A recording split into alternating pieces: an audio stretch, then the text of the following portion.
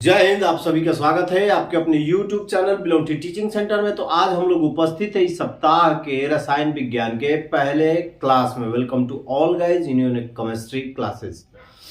जैसा कि आपको मालूम है कि अभी हम लोग रसायन विज्ञान में पढ़ रहे हैं कि संतुलित समीकरण यानी असंतुलित समीकरण को संतुलित कैसे किया जाए, यानी how to balanced unbalanced equation, जिसमें मैंने पिछले क्लास में आप लोगों को 3 इक्वेशन बैलेंस करके बताया था। तो चलिए आज भी हम क्या करेंगे, कुछ इक्वेशंस को बैलेंस्ड करेंगे, यानी अनबैलेंस्ड इक्वेशन को बैलेंस्ड करेंगे, यानी असंतुलित समीकरण को संतुलित करेंगे। तो चलिए इसमें हमारा जो पहला आएगा वो आएगा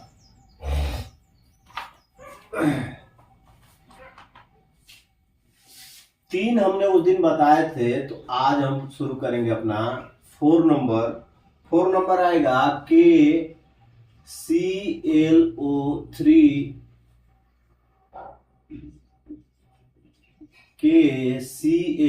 प्लस O2। मैंने आपको बताया था कि जब संतुलित समीकरण हम करते हैं तो सबसे पहले क्या ध्यान देते हैं, बायां पक्ष जो है वो दाएं पक्ष के बराबर है कि नहीं। तो देखेंगे इसमें क्या है, ऑक्सीजन 2 है, क्लोरीन 1 है, पोटेशियम 1 है, ऑक्सीजन 3 है, क्लोरीन 1 है और पोटेशियम 1 है। तो क्या हमारा बायां पक्ष दाएं पक्ष के बराबर है? जी नहीं, क्योंकि ऑक्सीजन इसमें 2 है और इधर 3 है। तो मैं बताया था कि जब हम किसी असंतुलित समीकरण को संतुलित करते हैं तो सबसे पहले क्या करते हैं, सेम हमारा जो इक्वेशन है उसको नीचे लिखते हैं KClO3 KCl प्लस O2।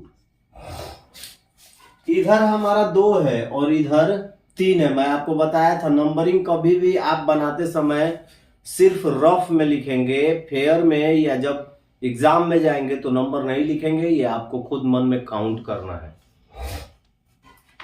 अब चलिए हम यदि यहां पे 3 बैठाते हैं तो 3 2 जा 6, ये हो गया ऑक्सीजन हमारा 6, और यदि यहां 3 है तो यहां 2 लगा देंगे तो 2 3 6 यानी 2 3 जा 6, ऑक्सीजन 6 क्या हो गया बराबर।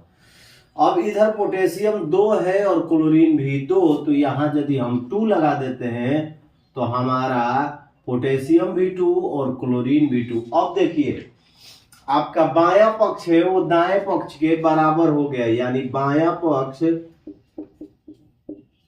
बराबर है दायां पक्ष के, यानी LHS बराबर RHS। तो ये हमारा समीकरण क्या हो गया, ये हमारा समीकरण हो गया बैलेंस्ड। यानी हमने क्या किया, अनबैलेंस्ड समीकरण को बैलेंस कर दिया, यानी असंतुलित समीकरण को संतुलित कर दिया। इसको फटाफट नोट कर लीजिए।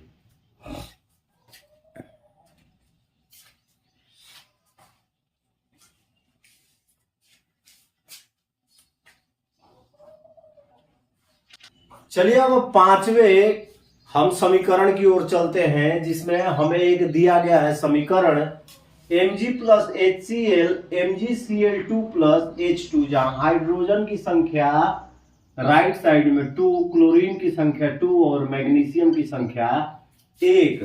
जब अपने बाएं पक्ष में आएंगे तो क्लोरीन 1 है, हाइड्रोजन 1 है और मैग्नीशियम भी 1 है।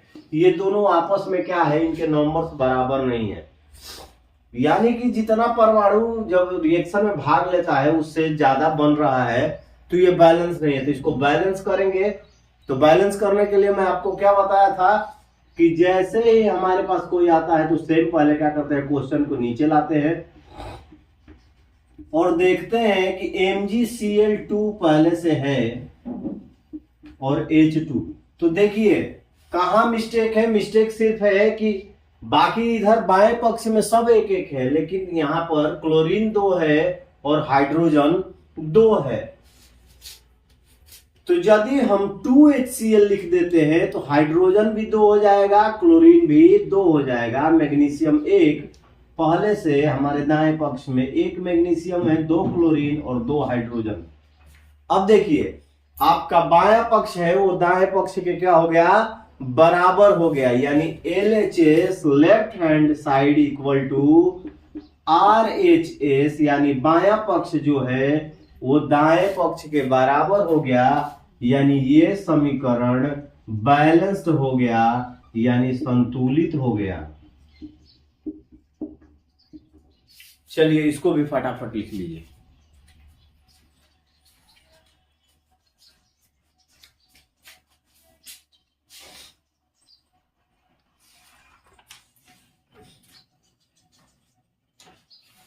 चलिए अब छठे नंबर क्वेश्चन की ओर चलते हैं। हमारा जो 6 नंबर क्वेश्चन है जिसको हमें बैलेंस करना है, हमारे पास अनबैलेंस्ड इक्वेशन है, उसको हम बैलेंस्ड इक्वेशन में चेंज करेंगे।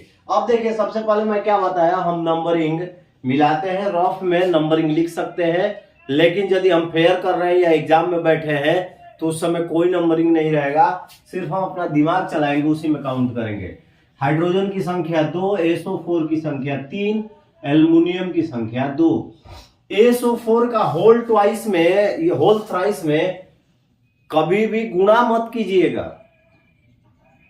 सामने रहा तो इसको हम सामने से गुणा करते हैं, लेकिन नीचे रहा तो हमेशा आप उसको गुणा मत कीजिएगा, गुणा करेंगे गलत हो जाएगा। अब इधर आते हैं तो SO4 कितना है, 1 है, हाइड्रोजन कितना है, 2 है, ठीक है, हाइड्रोजन आपका हो गया 2। अब चलिए एल्युमिनियम हमारा 1 है।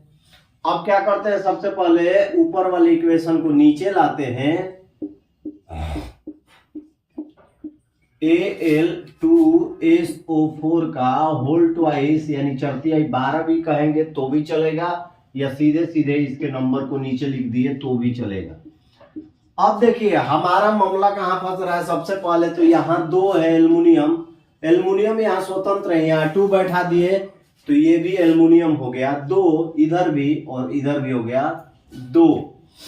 अब देखिए H2 है, ठीक है, H2 जितना चाहिए उतना हमारे पास इधर भी है, इधर भी है, लेकिन SO4 कितना है, 3 है, तो यहां हम यदि 3 बैठाते हैं तो SO4 हमारा कितना हो गया, 3 हो गया, लेकिन हमारा हाइड्रोजन अब कितना हो गया, 3 × 2 = कितना हो गया, 6, क्या हो गया, 6 हो गया, तो हम यहां 3 बैठा देंगे, 3H2, तो हमारा ये भी हो गया 6, ये SO4 था, 4×12 भी लिख सकते हैं, तो यहां भी काउंट करेंगे, 3×4 = 12, तो हमें नहीं करना है क्योंकि हम SO4 एक साथ ले रहे हैं, ऑक्सीजन लेते तो 12 हो जाता, तो SO4 हमारा हो गया 3, यहां हो गया 3।